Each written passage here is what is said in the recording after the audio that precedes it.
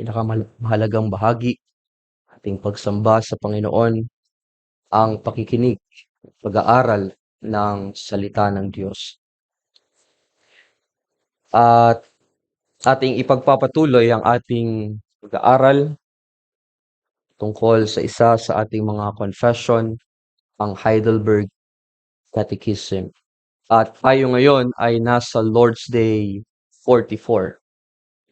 At ang Lord's Day na iyan ay binubuo ng tanong at sagot 113 hanggang 115. At kung kayo'y merong blue book, hawak sa bandang likuran, inyong makikita roon ang Ingles na salin. Ngunit ito'y ating babasahin sa wikang Tagalog. Nais ko na ito'y ating pakinggan na maigi at pagnilay-nilayan. Question and answer 113 hanggang 115. Tanong 113, ano ang hinihingi sa atin ng ika-10 utos ng Diyos? Ang sagot, na kahit sa pinakamaliit na pagkahilig o pag-iisip, na salungat sa anumang mga utos ng Diyos, ay hindi kailanman magmumula sa ating mga puso. Subalit buong puso nating kinamumuhian ang lahat ng kasalanan sa lahat ng panahon at nagagalak tayo sa lahat ng katuwiran. Tanong 114, ngunit kaya bang ganap na tuparin ng mga nagbalik loob sa Diyos ang mga kautosang ito? Sagot, hindi. Dahil kahit ang pinakabanal na tao, habang nabubuhay ito, ay mayroon lamang isang maliit na simulain ng pagkamasunuring ito. Gayunpaman, mayroon silang isang taus-pusong layunin na magsimulang mamuhay, hindi lamang ayon sa iilan, kundi sa lahat ng mga kautusan ng Diyos. Tanong 115. Bakit nais ng Diyos na ipangaral ng mahigpit ang 10 utos? Yamang walang sino man sa buhay ang makakasunod sa mga ito. Sagot, una, sa buong buhay natin, maaaring higit na matutunan at higit na malaman pa ang ating makasalanang pagkatao at sa gayon ay maging mas masigasig tayo sa paghahangad ng kapatawaran ng kasalanan at katwiran kay Kristo. Gayon din, patuloy tayong nagsusumikap at nananalangin sa Diyos para sa biyaya ng Espiritu Santo upang tayo ay maging higit na naaayon pa sa wangis ng Diyos hanggang sa marating natin ang kaganapan na itinalaga sa atin sa buhay na darating. Mga minamahal na kapatid, sa ating Panginoong Hesukristo, ang kasiyahan o ang contentment ay ang pagtuklas ng kasiyahan kay Kristo.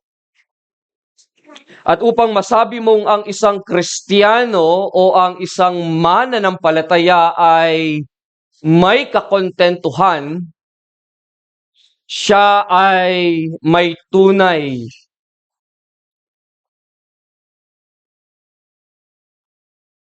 na nabubuhay ng may pasasalamat sa Diyos. Siya ay tunay na mapagpasalamat sa Diyos sa kung anong kaloob ang ibinigay sa Kanya o sa kung anong mayroon siya. Totoo na hindi madaling magkaroon ng kasiyahan sa buhay na ito habang tayo ay nabubuhay sa mundong ito o habang tayo'y naririto sa mundo. Sa ating lipunan, tayo'y patuloy na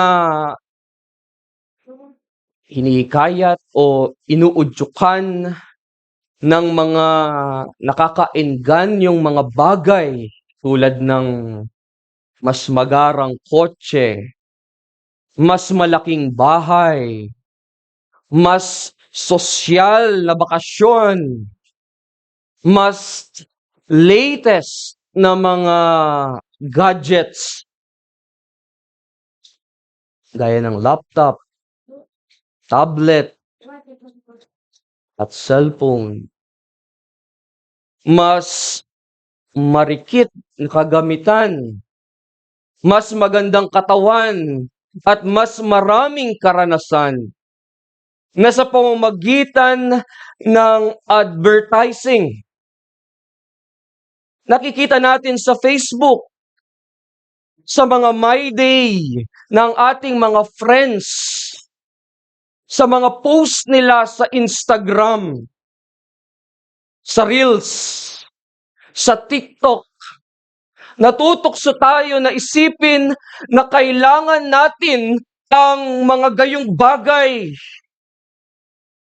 Nasasabi pa natin, sana all, ang ganda, sana ako rin ay makapunta ron. Sana ako rin ay magkaroon nun. Na kapag nagkaroon ako ng maraming pera, na kapag ako ay nanalo sa loto,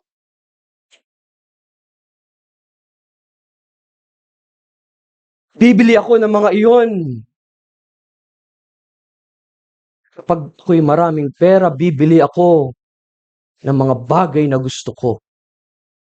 Pupunta ako ng Boracay para magbakasyon doon, sa Palawan at sa iba pang magagandang lugar. Mamamasyal ako ng mamamasyal. Oo. Talagang napakahirap ang magkaroon ng kakontentuhan sa panahon ngayon. Lalo na't kung updated tayo sa mga binibili ng maraming tao sa paligid natin. Sinasabi pa natin, uy, meron siya nun. Maghintay ka lang. Gamit ang Shopee at Lazada. Kapag binuksan mo ang alinman sa dalawa, ang bubungad sa iyo ay ang napakaraming larawan o mga produkto. At doon hahanapin mo ang mga gusto mo na meron ka din dapat. Gagawin mo muna, kapag wala ka pang pera, add to cart muna. Tapos kapag dumating na ang iyong sahod o kapag dumating na ang sahod ni Mister, i-check out mo na. Minsan, magugulat na lang ang iyong partner, may in-order ka pala. Mamamangha siya biglang mayroong sisigaw sa labas ng iyong tahanan o sa iyong gate ng Shopee. Ipinapakita lamang nito, mga kapatid, na ang problema ng kawalan ng kasiyahan o ng kakontentuhan ay ang ating pusong makasalanan. Kaya sa pamamagitan nito, sa pamamagitan ng ating pag-aaral sa 10 utos ng Diyos na nagsasabing huwag mong iimbutin ang anumang bagay ng iyong kapwa. Dito'y ipinapaalala sa atin na mahalaga ang pag-iwas sa pagtingin ng may masamang pagnanasa sa mga bagay na hindi ibinigay sa atin ng Diyos, sapagkat nais niya na ang kaniyang mga anak, tayo na mga Kristiyano, ay magkaroon ng kakontentuhan. Maging kontento sa buhay. Sabi ng Katekism sa sagot 113, na kahit sa pinakamaliit na pagkahilig o pag-iisip na salungat sa anumang mga utos ng Diyos ay hindi kailanman magmumula sa ating mga puso, sapagkat nais niya na ituon natin ang ating paningin hindi sa mga bagay na wala tayo, kundi doon sa mga bagay na mayroon tayo. At iyon ang ating hahanapin. At iyon ang ating nais matuklasan dito sa ating pag-aaral. Ngayon, samahan ninyo akong buksan ang inyong mga Biblia sa aklat ng Philippians. Philippians. Ang ating babasahin ay ang chapter 4, verses 1 to 20. Philippians chapter 4, verses 1 to 20. Dito'y alam nating si Pablo ay nagsasalita sa kakontentuhan. Verses 1 to 20, ganito ang sabi, "Kaya nga, mga kapatid kong minamahal at pinananabikan, aking katuwaan at putong, magpakatibay kayo sa Panginoon, mga minamahal ko. Nakikiusap ako kina Euodias at Syntyche na magkaisa sila ng pag-iisip sa Panginoon. Oo, nakikiusap din naman ako sa iyo, tapat na katuwang sa pasanin na iyong tulungan ng mga babaeng ito.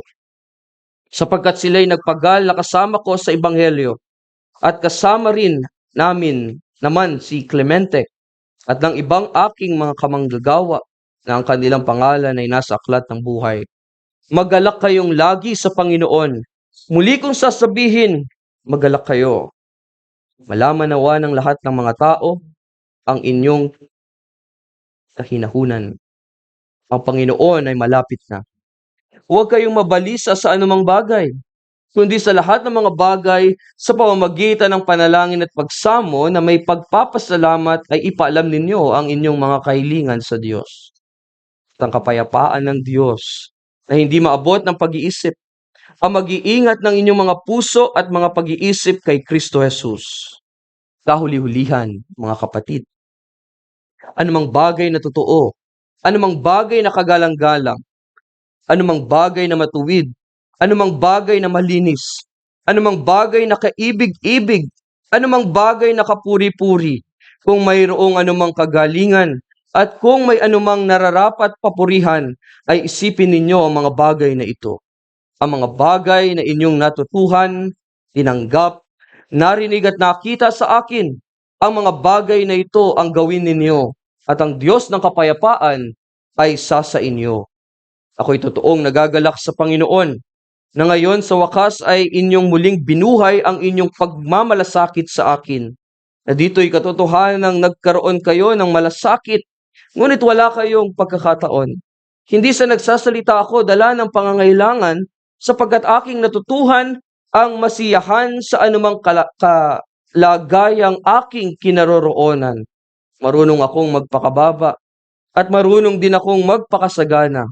Sa bawat bagay at sa lahat ng bagay ay natutuhan ko ang lihim sa kabusugan at maging sa kagutuman at maging sa kasaganaan at maging sa kasalatan. Lahat ng mga bagay ay aking magagawa sa pamamagitan niyang nagpapalakas sa akin. Gayunman ay mabuti ang inyong ginawa na kayo'y nakiramay sa aking kapigatian. At kayong mga taga-Pilipos, nalalaman naman ninyo na nang pasimula ng Ebanghelyo, nang ako'y umalis sa Macedonia, wala ni isang iglesia na nakipag-isa sa akin sa pagbibigay at pagtanggap kundi kayo lamang, sapagkat kahit ako'y nasa Thessalonica, ay nagpapadala kayong minsan at muli para sa aking kailangan. Hindi sa ako'y naghahanap ng kaloob, kundi hinahanap ko ang bunga na dumarami para sa inyo. Ngunit mayroon ako ng lahat ng bagay at sumasagana. Ako'y busog.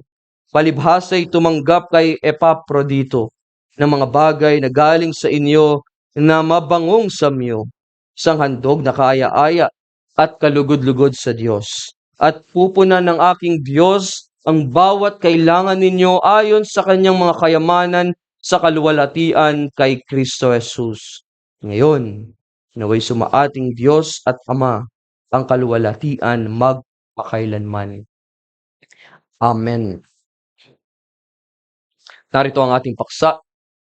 Tayo'y matutong makontento. Tayo'y matutong maging kontento. At ating bibigyang diin ang 2 punto sa ilalim nito. Ang una, ang pakikibaka laban sa kawalang kasiyahan. Pangalawa, ang landas patungo sa tunay na kapayapaan.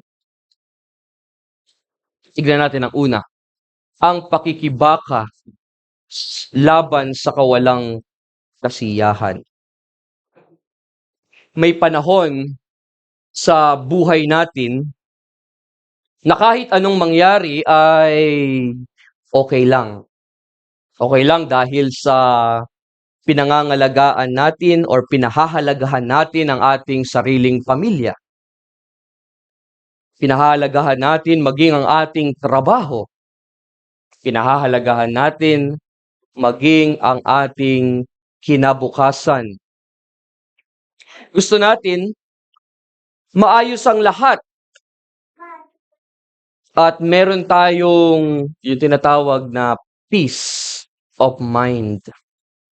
Na masaya tayo sa kung nasan man tayo ngayon at kung anong meron tayo ngayon, at masaya tayo dahil nakilala natin ang ating Panginoon at tapat na tagapagligtas na si Jesucristo.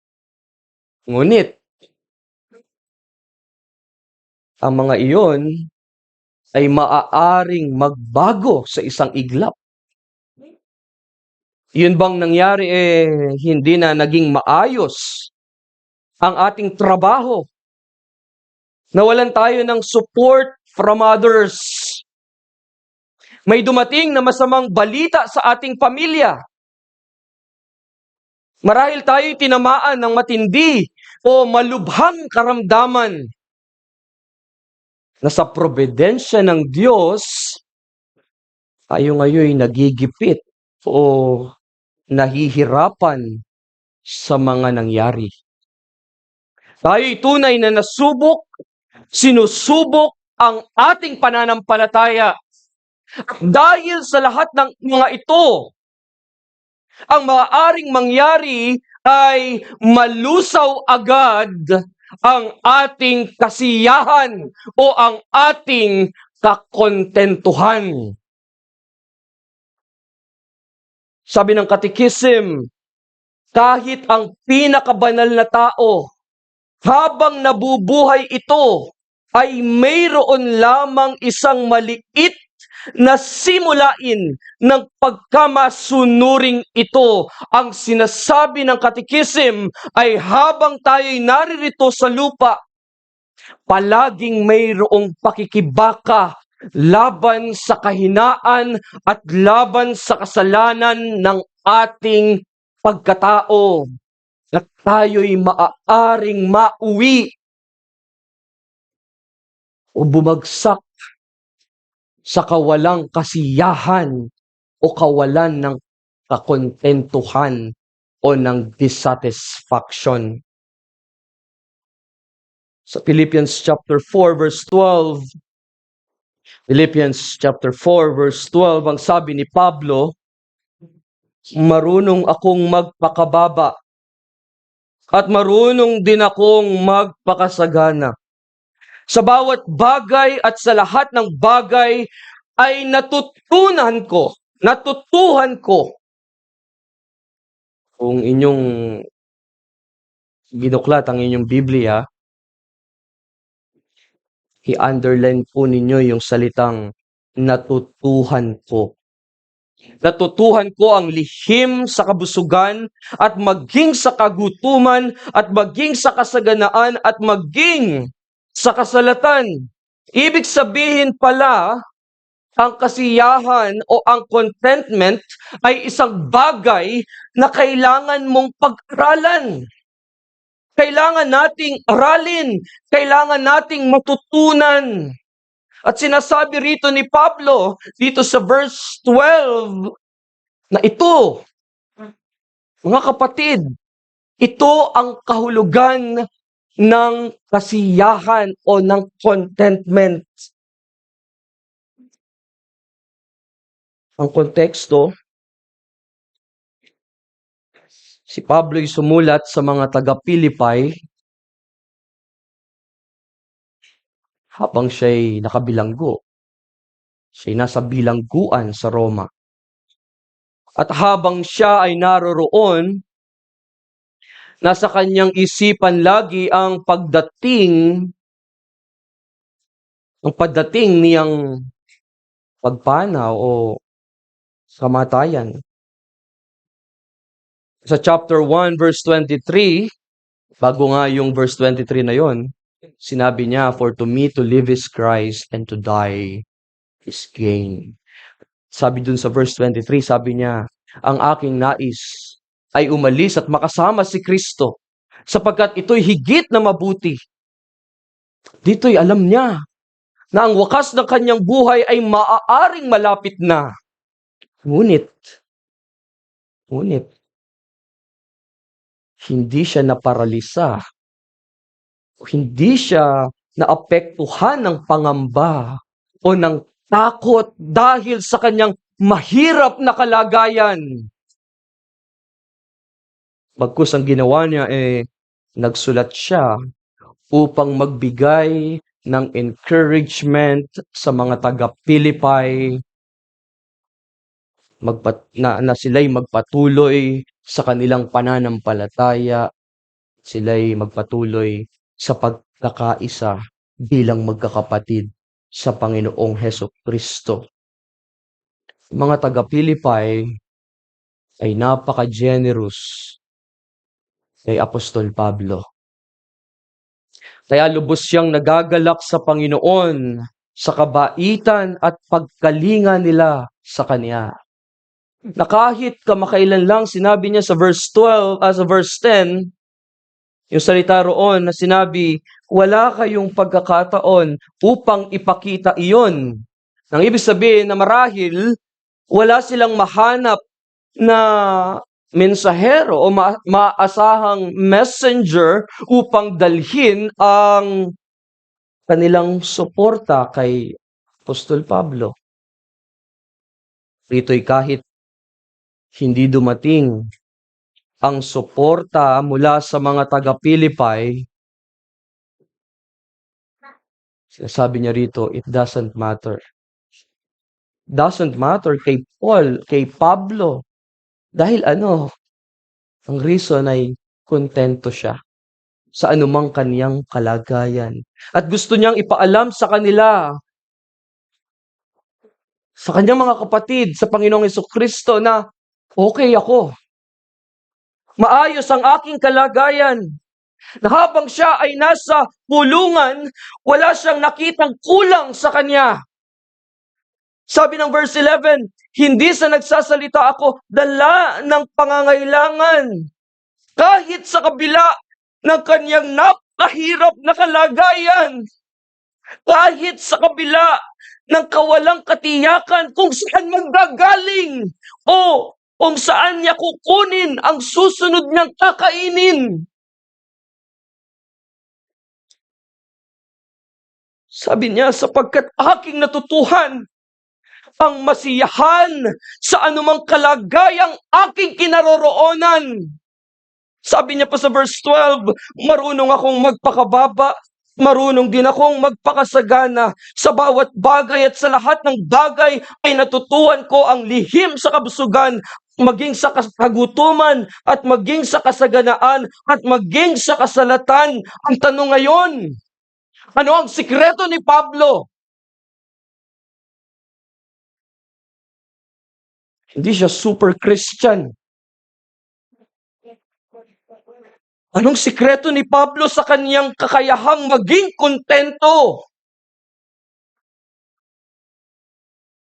Ang sagot ay nasa verse 13. Ang sabi niya, I can do all things through Christ, which strengtheneth me.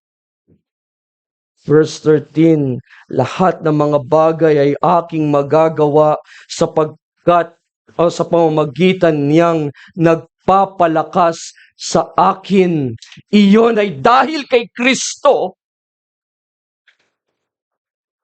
Kaya bilang mga Kristiyano, sa pamamagitan ng ating Panginoong Jesucristo, mayroon tayong palaging dahilan upang magalak o masiyahan sapagkat ibinigay niya ang isang bagay na walang hanggan. Isang bagay na mas mahalaga kaysa sa anumang bagay sa sanlibutan ito, kaysa sa anuman na maaari nating makuha, na maaari nating mapili, na maaari nating marating.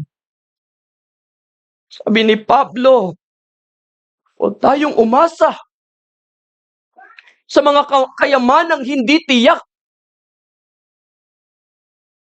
kundi sa Diyos. Magtiwala tayo sa Diyos dahil kay Kristo na nagbibigay sa atin ng lahat ng mga bagay para sa ating kontentuhan, para sa ating kasiyahan, na kahit napakahirap ng ating kalagayan, kahit napakahirap ng ating sitwasyon ngayon, sa pamilya, sa iglesia, tandaan sana natin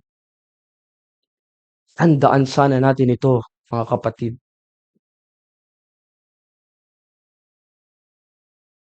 Hindi nagkukulang ang Diyos.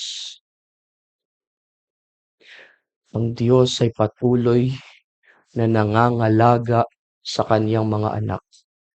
Tayo'y pinangangalagaan ng Diyos. Mayroong pangako sa Philippians chapter 4. At ito yun.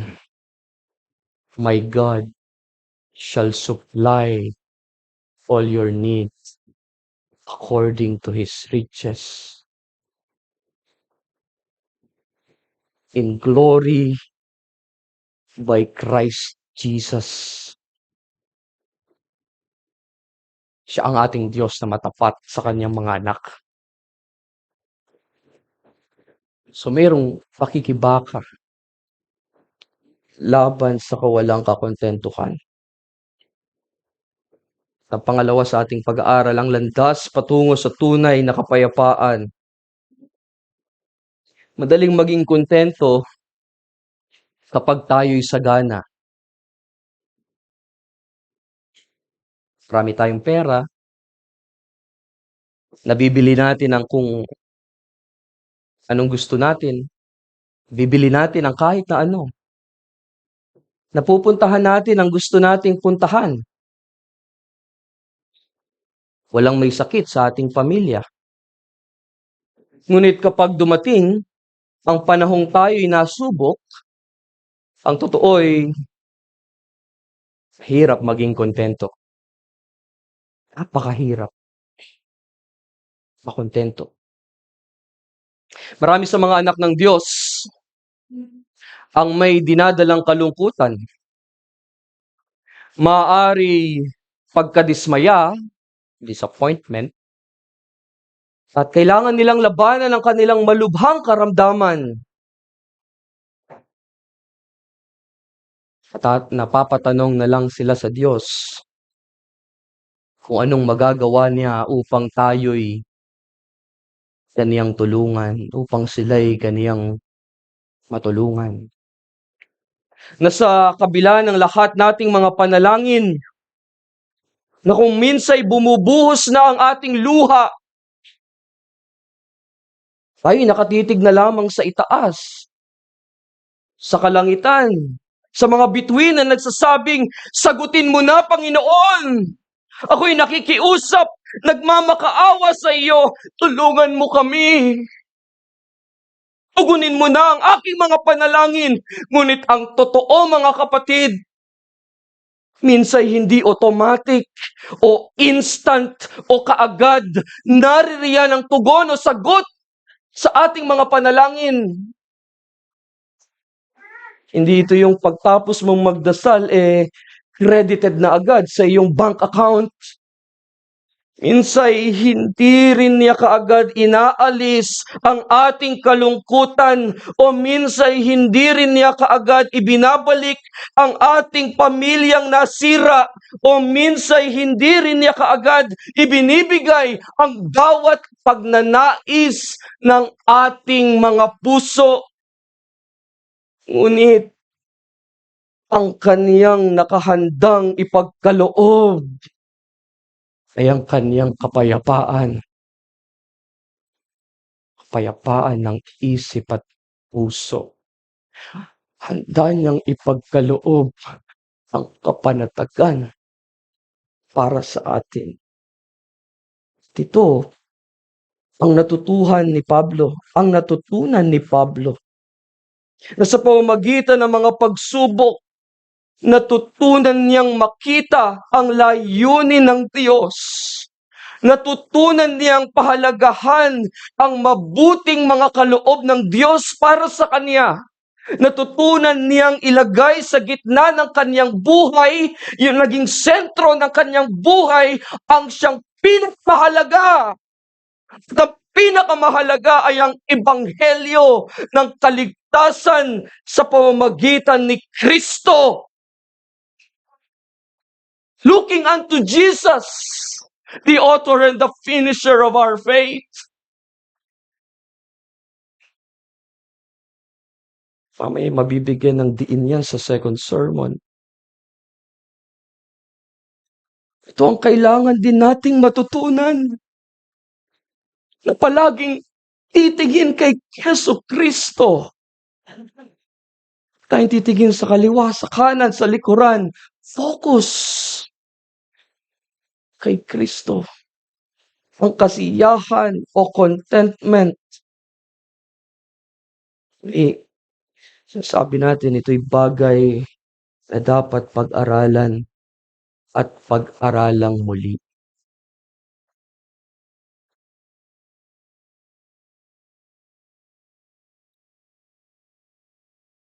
Ngayon ang tanong, anong magagawa natin upang mapanatili ang isang matatag na kapayapaan para sa ating mga puso? Ano ang landas patungo sa tunay na kapayapaan? Ang sagot, matuto tayo na tanggihan o ating suriin ang mga huwad na pamamaraan ng kakontentuhan o ng kasiyahan. Ang pangakong magkakaroon ka ng peace of mind o ng kapanatagan sa isip kapag nagkaroon ka nito, na kapag nakapunta ka na sa ganitong lugar, na kapag nabili mo na ito, na kapag magiging masaya ka na sa iyong buong buhay, na wala ka nang aalalahanin pa, na kapag nagkaroon ka ng maraming ipon, pwede ka nang mag-retire na maaga. Sa ating likas, gusto natin naka-attach tayo sa mga bagay na panandalian lamang. Sa mundong ito, madalas nating naririnig at nakakalungkot, mga kapatid, tayo'y unti-unting napapakumbinsi. Ang salitang, kailangan ko nga ng higit pa kaysa sa mayroon ako ngayon.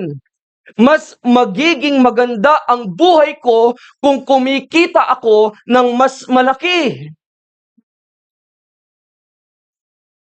Pinapakita na mayroon tayong puso na puno ng inggit. Puno ng inggit. Mga puso na nagnanais na ang ating mga pagnanasa ay nakatuon sa mga bagay na hindi naman talaga sa atin.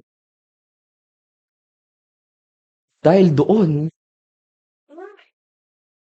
tayo'y binabalaan ng salita ng Diyos. Sabi ni Pablo sa 1 Timothy chapter 6 verse 9. 1 Timothy chapter 6 verse 9. Ngunit ang mga nagnanais yumaman ay nahuhulog sa tukso at nabibitag sa maraming hangal na nakakapinsalang pagnanasa na siyang naglulubog sa mga tao sa pagkawasak at kapahamakan. Sa halip, mga kapatid, ating kilalanin, ating alamin, ating saliksikin ang kapangyarihan ng Diyos. Na tayo magtiwala sa kanyang kalakasan at kabutihan tulad ng sinasabi ni Pablo sa chapter 4 ng Philippians sa verse 4 na kahit anumang maging sitwasyon natin, sabi niya sa Philippians 4 verse 4, rejoice in the Lord always. And again, I say rejoice. Diba? Sabi niya, maggalak kayong lagi sa Panginoon. Kahit na nasa bilangguan siya, na may lahat ng dahilan upang maging malungkot. Diba? So, imbis na gayon ang mangyari sa kanya, sabi niya pa magalak. Sinasabi rito na naglaan siya ng panahon upang magalak sa Panginoon. Nagalak siya sa kung paano inialay ng Panginoon sa kanya ang lahat. Sa pamamagitan ni Kristo, ang lahat ng tunay na mahalaga. Tayo rin dapat ay matuto na magalak sa araw-araw na kabutihan ng Diyos. Sinasabi sa atin ni Pablo sa 1 Timothy chapter 6 verse 8. Ngunit kung tayo'y may pagkain at damit, masiyahan na tayo sa mga ito. Ito'y isang aral para sa atin magtuon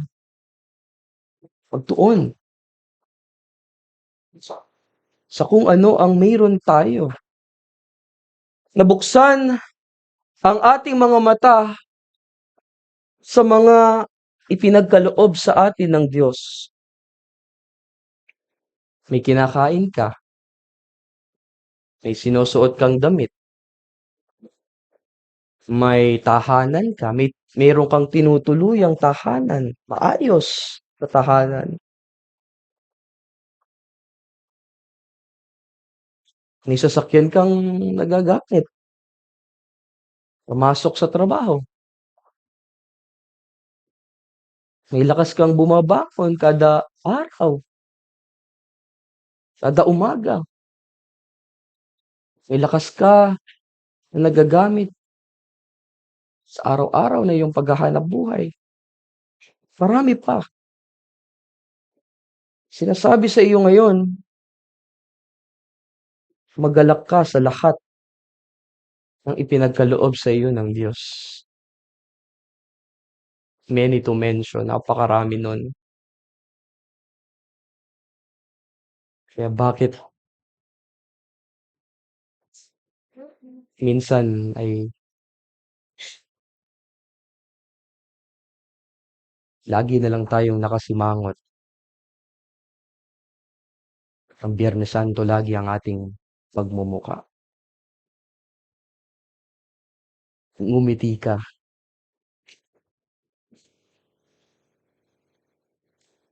Kung tutuusin, di nga tayo karapat-dapat tumanggap sa anumang mga bagay na iyon. Alam niyo kung anong dapat natin na matanggap mula sa Panginoon? Parusa. Ngunit hindi niya iniloob na mangyari iyon.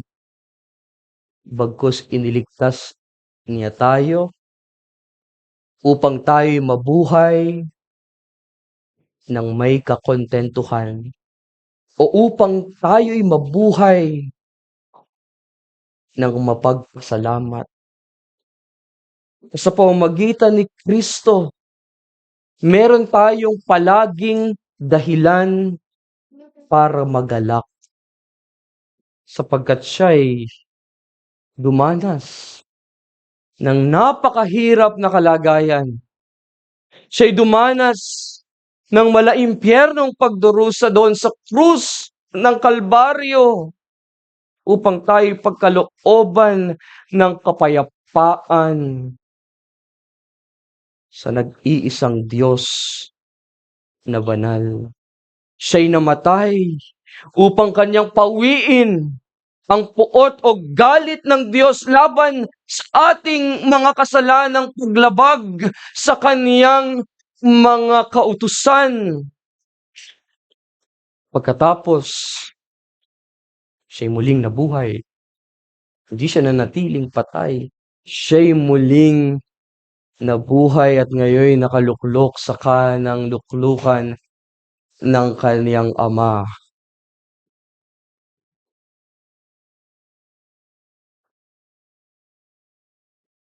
Sabi ng ating confession, Apostles' Creed, from thence He shall come.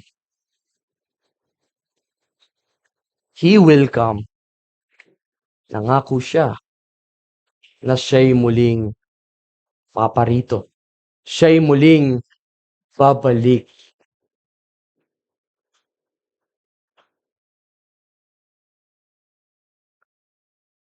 Siya'y ating makakapiling, makakasama, magpasawalang hanggan. And we will enjoy Him forever. Enjoy Him forever. So si Jesus ay higit sa anumang bagay. Higit sa anumang bagay. Para sa buhay at kamatayan at walang hanggang buhay, siya lamang ang kailangan natin. Kapatid, nais ko itong itanong sa iyo. Natutunan mo na bang maging kontento sa Kanya? Maging kontento kay Kristo lamang. Na kahit anuman ang iyong maging kalagayan o kahit anuman ang mangyari sa iyong buhay, meron kang kapayapaan. O patuloy ka bang natututo sa kasiyahang ito? Hinihiling mo ba sa Diyos na patuloy kanyang turuang makontento? Sinusubukan mo bang hanapin si Kristo bilang iyong pinakamataas na kasiyahan? Ang iyong pinakamahalagang kayamanan? Ang iyong pinakatunay na kapayapaan? Hanapin mo siya. Hanapin natin siya at ang kanyang kalakasan na sa pamamagitan ni Kristo ipinapangako sa atin ng Diyos, ipagkakaloob niya ang kapayapaan sa ating mga puso. Sabi ng verse 7,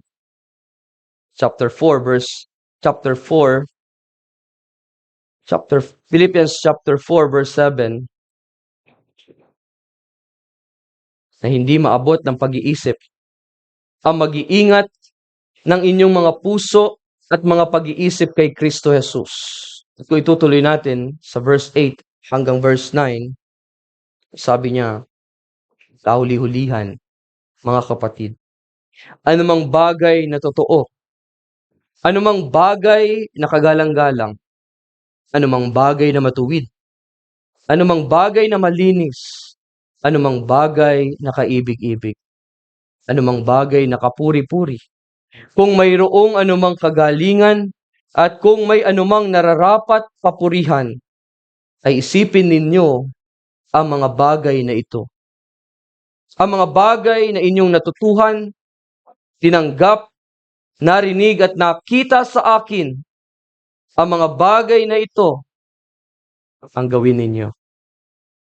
At sabi ron, at ang Diyos ng kapayapaan ay isa sa inyo. Amen. Tayo manalangin sa Diyos. Kapangyarihan naming Diyos, salamat po sa iyo pong salita. Siyang aming narinig sa umaga pong ito. Tulungan mo kami, O Diyos, na matuto o matutunan sa aming pang-araw-araw na buhay ang masiyahan sa anumang bagay na mayroon kami. Kontento sa lahat ng iyong ipinagkaloob sa amin. Na ang aming focus ay sa iyo lamang. Palagi kaming nakatingin sa aming Panginoong Jesucristo na siyang nagbibigay sa amin ng kalakasan sa lahat ng bagay.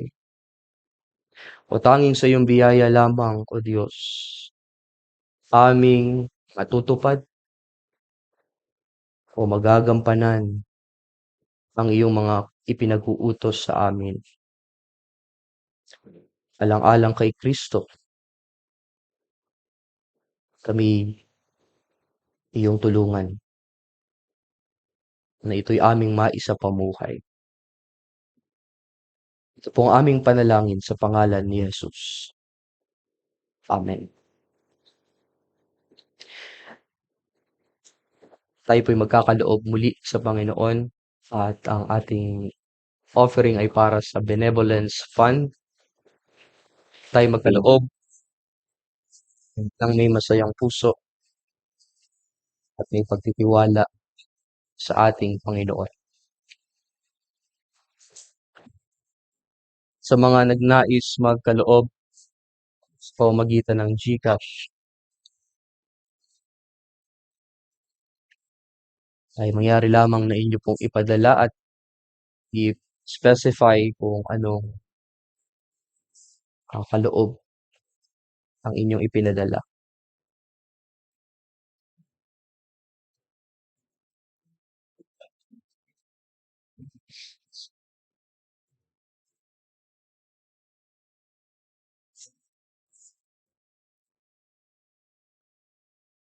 Tayo tumayong lahat at ay maawit ng papuri sa Panginoon.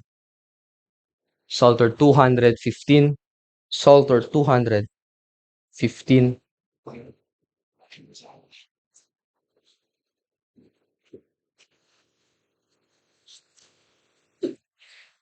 Awitin natin ang religious training. Yan ay hinango sa Psalm 78. Awitin natin ang unang apat na stanza.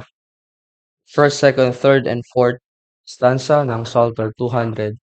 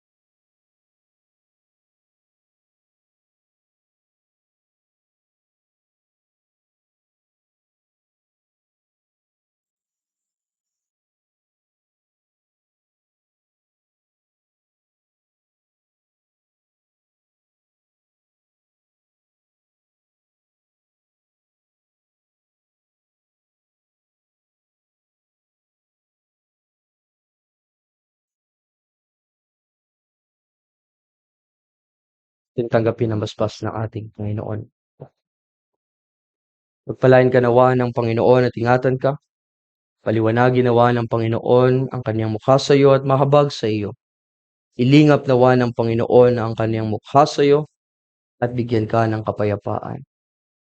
Amen. Tingawitin nating doxology, Psalter 196.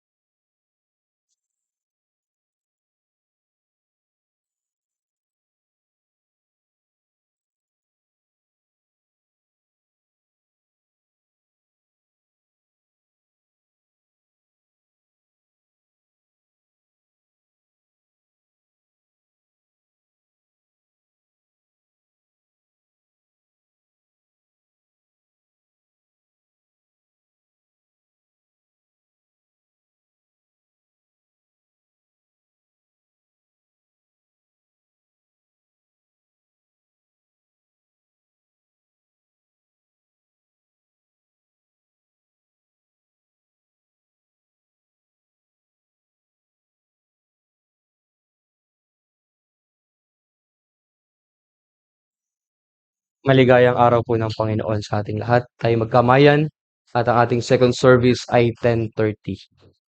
Tayo po'y magsisimula sa ating second service ng 10:30. Sa ating mga